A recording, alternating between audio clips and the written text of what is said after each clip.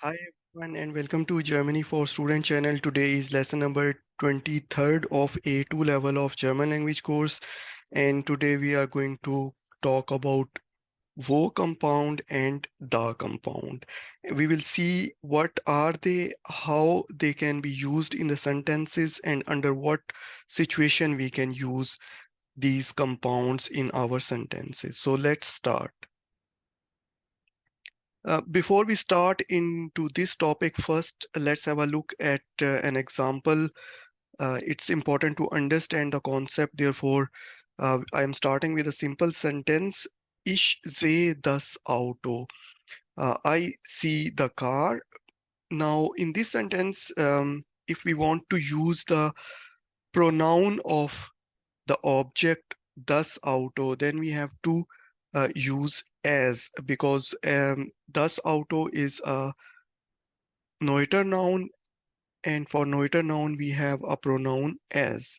So ich sehe das Auto, and if I want to use the pronoun of das Auto, then I simply use ich sehe es.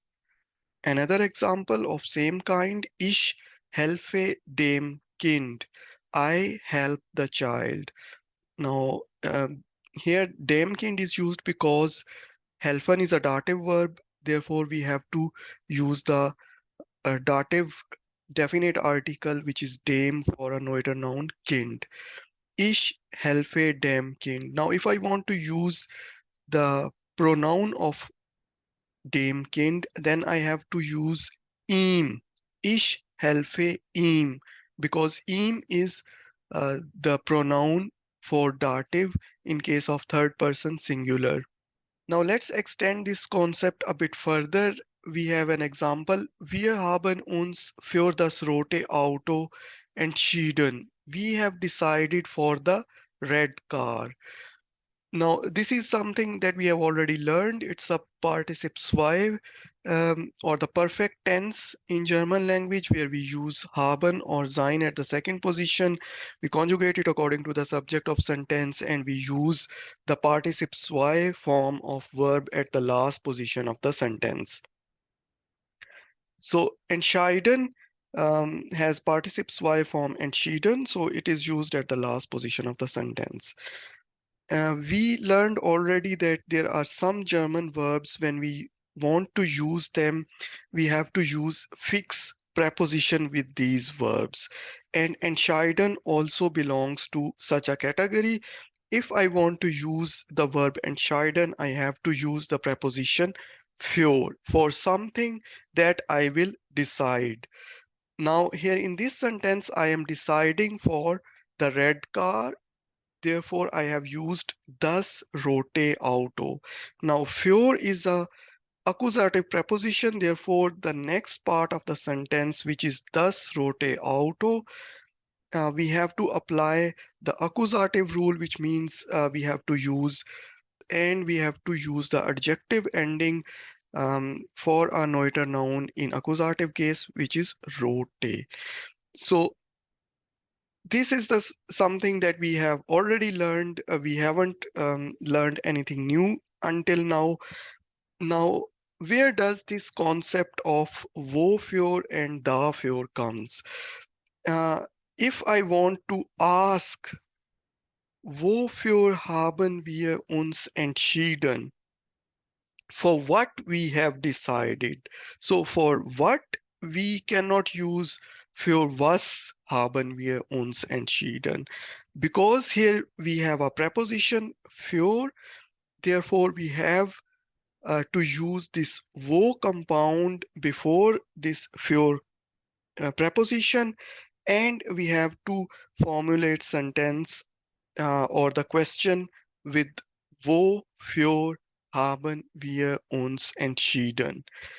We, for what we have decided.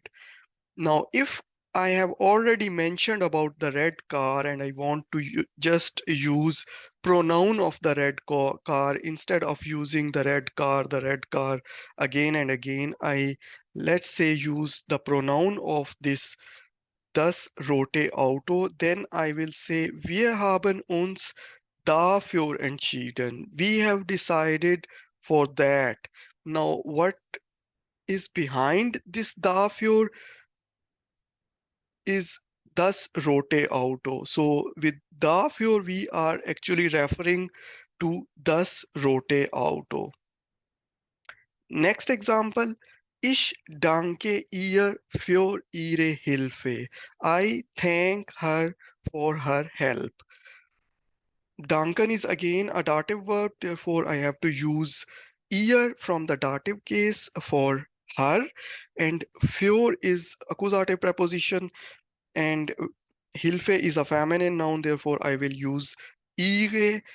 Now, if I want to ask for what are you thanking her, then I will not ask für was dankst du ihr, but I will ask wofür dankst du ihr, because again, there is a preposition which is associated with a verb, danken, and here we have to ask the question with wo compound, and before this preposition, we have to use wo.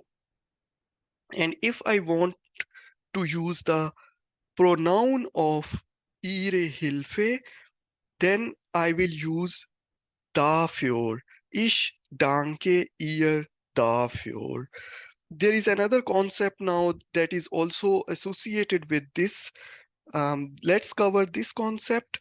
Paul interessiert sich für Lisa. Paul is interested in Lisa. Here again, we have a verb in sich interessieren, and whenever we use this verb, something that we are interested in or someone that we are interested in, we have to use für preposition before that. Now here, the difference is that in the previous slide, we were using objects which were things. Now here in this sentence, we have person. So there is a difference between person and thing. Whenever we have things and we want to ask about those things, then we have to use dafür, wofür, or depending on the preposition that is required for that particular verb that we are going to use in our question or the answer. But if we are talking about the living person, like Lisa here in this sentence, and we want to ask, who are you interested in? Then we will ask, für wen interessiert sich? Für wen interessiert sich? Now here, für wen we have used because Lisa is a living person, and is again the pronoun for Paul. Interessiert sich für sie. He is interested in her, or Paul interessiert sich für sie. So this is quite normal that we have also learned in A1. Gibt viel Geld für seinen Sohn aus. He spends a lot of money for his son. Now, in this sentence, again, we are talking about uh, the living person. In this case, it's his son. So if I want to ask about who does he spend a lot of money on, in this case, we can simply answer by simply using the pronoun for his son. Gibt viel Geld für ihn aus. Now, we have used ihn, which is the personal pronoun from accusative case. And why we have used from accusative? Because the für preposition here is accusative preposition. So after that, we have to use a personal pronoun from the accusative case. Let's have a look at another example. Now, if there are some verbs which use an preposition, whenever we use these verbs, like sie denkt an ihren Urlaub. She thinks about her vacation. Now, denken, whenever we use this verb, we have to use an preposition for something on which someone is thinking about.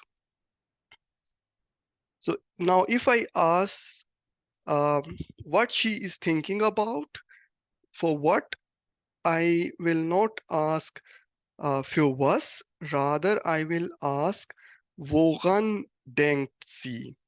Now here one more topic or one more concept that you have to remember in this regard is that there are some prepositions in German language, they will start with the vowels like a, e, o, u, and an is also starting with a in German language. So for all these prepositions starting with vowel, we have to add an R in German language between wo compound and the preposition. So woran denkt sie? It's good in pronunciation and it's good in listening. There is no concept or logic behind it. It is just because it's good in speaking and listening. Sie denkt sich daran. She is thinking about it. Now, what is behind this daran is an ihren Urlaub. So, daran is referring to her vacation. Sie denkt an Paul. She thinks about Paul. Now, here we are using the same verb, but in this case, we are using a living person, which is Paul.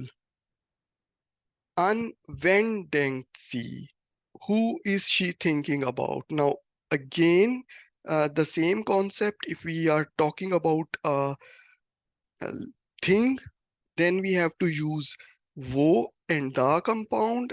But if we are talking about the living person, then we have to start the question with the preposition, and then depending on whether the preposition is accusative or dative, we have to use when or wem. An wenn denkt sie. In this case, it's an is behaving like accusative, therefore we will use when. Sie denkt an ihn. She is thinking about him. Now, him again has a personal pronoun in accusative ihn. Why we are taking in? Because an in this case acts like accusative. Whenever we use an preposition with the verb denken, it will act like accusative. Another example, sie muss sich an das schlechte Wetter gewöhnen. She must get used to the bad weather. We are talking about weather, which is a thing. Therefore, we will use this wo compound, and because we are using a preposition that is starting with a vowel which is a, therefore we will use er in between the wo compound and the preposition, so it will become woran muss sie sich gewöhnen. And if we want to use the pronoun of das schlechte Wetter, then we will say, sie muss sich daran gewöhnen. She must get used to of it. So what is behind daran is das schlechte Wetter. So with daran we are actually referring to the das schlechte Wetter. So this is all about today's lesson. There are many prepositions which can be used in this context. We have covered two prepositions in today's lesson, für and an. In the upcoming lesson, we will talk about some other preposition, and we will see how we have to use these preposition when we are talking about person or when we are talking about the things. So I hope that this concept is introduced to you and you have got the basic understanding. In the upcoming lesson, we will extend this understanding with the help of more examples. So keep watching the upcoming videos. Thank you. Bye.